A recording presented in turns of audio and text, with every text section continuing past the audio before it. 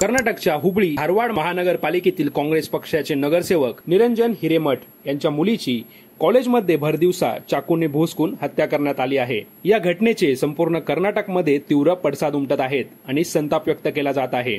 भाजपकडून या प्रकरणाला लव्ह जिहाद म्हटलं गेलं आहे, तर मुलीच्या वडिलांनीही लव्ह जिहाद वाढत आहे असं म्हटलं आहे। हे नेमकं प्रकरण काय आहे ते आपण सविस्तर पाहूया। कर्नाटकातील हुबळी येथील काँग्रेसचे नगरसेवक निरंजन हिरेमठ यांची 23 वर्षाची मुलगी नेहा हिरेमठ ही हुबळी येथील बीव्हीबी कॉलेजमध्ये एमसीएच्या प्रथम वर्षाची विद्यार्थिनी होती। आरोपी फयाज हा तिच्या वर्गातील विद्यार्थी होता। काही दिवसांपूर्वी त्याने कॉलेज सोडलं होतं। फयाज आणि नेहा एकमेकांना ओळखत होते। फयाजचं नेहावर प्रेम होतं आणि त्याने तिला प्रपोज देखील केलं होतं, मात्र नेहाने या प्रपोजलला नकार दिला होता। नेहाला फयाज आवडतही नव्हता। नेहाचे वडील निरंजन हिरेमठ हे देखील या मुलाला ओळखत होते।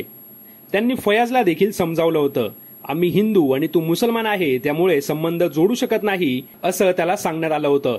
नेहाकडून नकार मिळाल्यामुळे फयाजच्या मनात राग होता।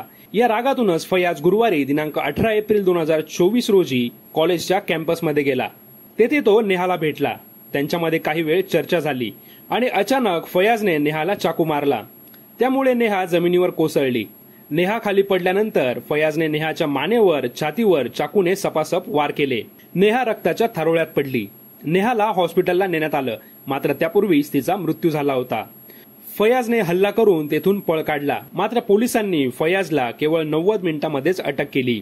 फयाजने एकतर्फी प्रेमातून नेहाचा केलेल्या निर्दयी खुनाचे फुटेज कॉलेजच्या सीसीटीव्ही कॅमेऱ्यामध्ये सापडले आहेत। आता या संपूर्ण घटनेचे तीव्र पडसाद संपूर्ण कर्नाटकमध्ये उमटायला लागले आहेत। आरोपीला फासावर लटकवा अशी मागणी देखील कॉलेज कॅम्पसमध्ये आंदोलन करून केली जात आहे। यासोबतच यामध्ये पुन्हा नाव आलं आहे ते म्हणजे लव्ह जिहाद प्रकरणाचं।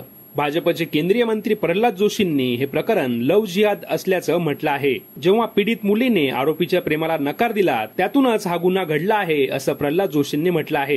काँग्रेसच्या काळात कायदा आणि सुव्यवस्थेचा बोजवारा उडाला आहे असंही प्रल्हाद जोशी म्हणाले। काँग्रेसकडून गृहमंत्री जी परमेश्वर यांनी भाजपला उत्तर दिले आहे। भाजपकडून घडलेल्या प्रकरणात लव्ह जिहाद बोलून राजकारण होऊ नये असं काँग्रेसने म्हटलं आहे।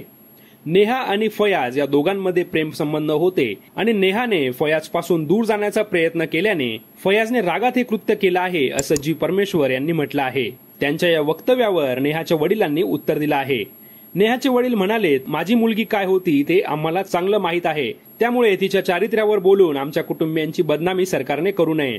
आरोपीला लवकरात लवकर कठोर शिक्षा व्हावी। पुढे बोलताना निरंजन हिरेमठ म्हणाले, सध्या लव्ह जिहाद वाढत आहे। कोणत्याही आईने आपल्या मुलीसोबत कॉलेजला सोडायला जावं आणि कोणी तिचा पाठलाग तर करत नाही ना याची देखील खात्री करायला पाहिजे। माझ्या मुलीसोबत जे झालं ते कुठल्याही मुलीसोबत होऊ नये अशी त्यांनी अपेक्षा केली। आता या संपूर्ण प्रकरणाला खरंच लव्ह जिहादचा अँगल आहे की तो देण्याचा प्रयत्न केला जातोय हे पोलिसांच्या चौकशी दरम्यान समोर येणार आहे। पण तुम्हाला याबद्दल काय वाटतं ते कमेंट करून नक्की कळवा।